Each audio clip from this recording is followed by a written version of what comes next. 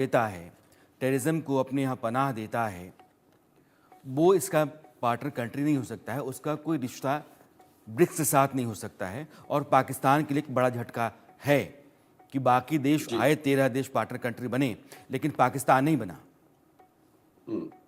बिल्कुल मैं समझता हूँ कि ये बड़ा ड्यूअल स्टैंडर्ड फैसला था ब्रिक्स का। उसकी वजह ये है कि पाकिस्तान ब्रिक्स के साथ काफ़ी सालों से काम कर रहा है और पाकिस्तान ये समझता है कि अगर दहशतगर्दी की बात करनी है तो फिर भारत खुद बहुत बड़ा दहशतगर्द मुल्क है, जिसकी सबसे बड़ी मिसाल कुलभूषण यादव है और जिसकी सबसे बड़ी मिसाल ये है कि हामिद अफगानिस्तान खान के साहब, रास्ते एक किस मिनट एक मिनट एक मिनट, कुलभूषण जाधव को किस गलत तरीके से आप लोगों ने अपने आप यहाँ मुझे घेरा। बात पूरी करने दें। आपने जी, जी। नहीं, आप ऐसे नहीं बोलेंगे ना। आप एक अलग मुल्क हाँ से एक जी। आदमी को उठाते हैं जी, और जी। कहते हैं कि यह तो जी, जी, जी, हिंदुस्तान जी। का आप खुफिया एजेंट है। सुनिए उसने सर, उसने तो खुद कन्फेशन किया था, उसका खुद कन्फेशन था। कन्फेशन किस बात ये तरीके से है आप लोगों ने कि करवाया है? जी, जो जी, जी, आदमी जी, जी। चल नहीं सकता आप था, जिस जो तरह आदमी बोल नहीं नहीं सकता था, आपने इतने आप जुल्म बिल्कुल ढाए। आप बोलिए, फिर मैं आपको जवाब देता हूँ। आप ये बात समझ लें कि पाकिस्तान का ब्रिक्स में आना जो है वो खुद ब्रिक्स कंट्रीज के लिए बहुत फायदेमंद है। पहली बात ये है। किस दूसरी लिहाज से, बात ये किस है लिहाज कि से? जी, पाकिस्तान का जो स्ट्रेटेजिक पोजीशन है पूरे सब कॉन्टिनेंट में, वो आपको भी पता है कि चाहे वो सी पैक हो, बीआरआई हो, ओबर हो, वन रोड वन बेल्ट हो, या जनाब वो जो जितने भी बड़े रूट्स हैं वो पाकिस्तान से गुजर कर बनते हैं। और ब्रिक्स का मकसद जो है वो इकोनॉमिकल कोऑपरेशन है और उसके साथ साथ तमाम ममालिक के लिए जो मुआशी तरक्की है, जो जीडीपी ग्रोथ है, उसके अंदर एक दूसरे का साथ देना है। बात यह है कि अगर अगर चाइना और रशिया ने पाकिस्तान का साथ दिया है तो इसका मतलब ये हुआ कि अगले साल आपको भी पता है कि एक आध साल के लिए हम खुद पाकिस्तान गवर्नमेंट भी अभी इतनी कोशिश नहीं कर रही थी ब्रिक्स की मेंबरशिप लेने की। हम ये समझते हैं कि हमारी अभी उस अंदाज में तैयारी नहीं है। तो अगले साल तक के लिए तो हम तैयार होंगे और हम ब्रिक्स में आ जाएंगे।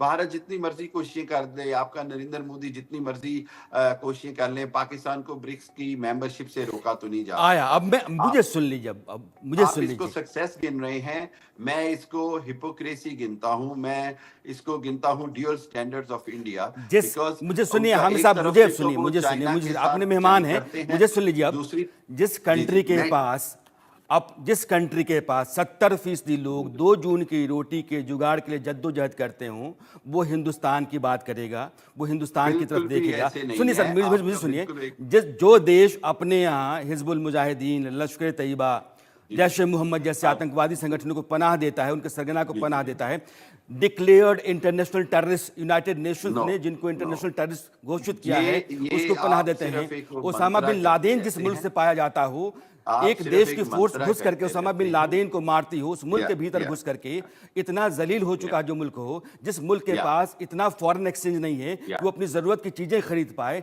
वो मुल्क ये कहता है कि मैं ये हिंदुस्तान की बराबरी देखें करता हूं। आप सर, आप अपने आप तो आप अपने एफएटीएफ चैनल की पे ग्रे लिस्ट में बार बार रहते हो। बिल्कुल आपकी बिल्कुल पहली मैं लड़ाई ये होती रियलिस्टिक है कि बात एफएटीएफ करता हूँ। ग्रे लिस्ट से आप बाहर रियलिस्टिक आ जाओ। बात ये है तो आप तो जी जी बुनियादी जरूरतों की खातिर लड़ते हैं, एफएटीएफ से नहीं बाहर आ जाओ। आप दहशतगर्दों की जो जमात मेरे यहाँ है, अब उस आप जमात मुझे के चलते बोलने देंगे हमारे तो ऊपर कोई इल्जाम ना आ जाए। जी जी आपकी इंतजामिया जी जैसे जी काम करती है, वैसे ही आप लोगों की सोच हो गई है। आप आज भी नहीं 70 के दशक में ऐसे फंसे नहीं पड़े है हैं।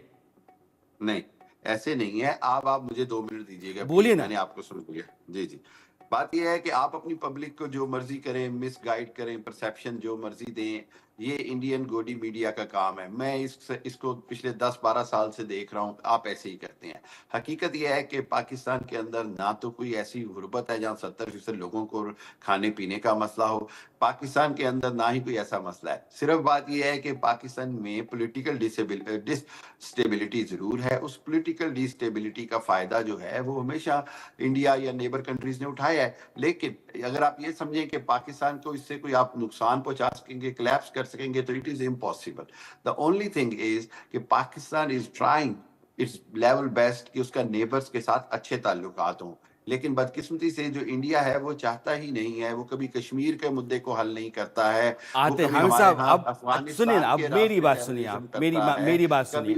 कभी वो आप कुलभूषण कह रहे हैं यादव कि भेजता है और आपके उसके यहाँ 2 पुराने जो जून की रोटी के सुरजीत सिंह जद्दोजहद थे नहीं और है। दूसरे थे आपका मुल्क बड़ा आप अच्छा है, किस मैंने किस मान का मैं लिया। नाम लूं मैंने मान लिया मैं आपका किस मुल्क किस बड़ा का अच्छा नाम है। लूं मैं आपसे सरबजीत सिंह का नाम लूं आपके सामने 3 सवाल रखता हूं, उन 3 सवालों के जवाब आपसे चाहता हूं। जी जी हिंदुस्तान के साइंसदान ने चांद के ऊपर अपना यान उतारा, चंद्रयान 3। जी दुनिया में अपनी तरह का इकलौता मिशन था। उससे पहले दुनिया के किसी भी मुल्क ने ऐसा कमाल नहीं किया। ठीक हो गया, ठीक। पाकिस्तान ने क्या किया? बारी बारी से मैं 20 सेकंड देता हूं आपको, सवाल मेरे पास लंबे हैं। हमने आप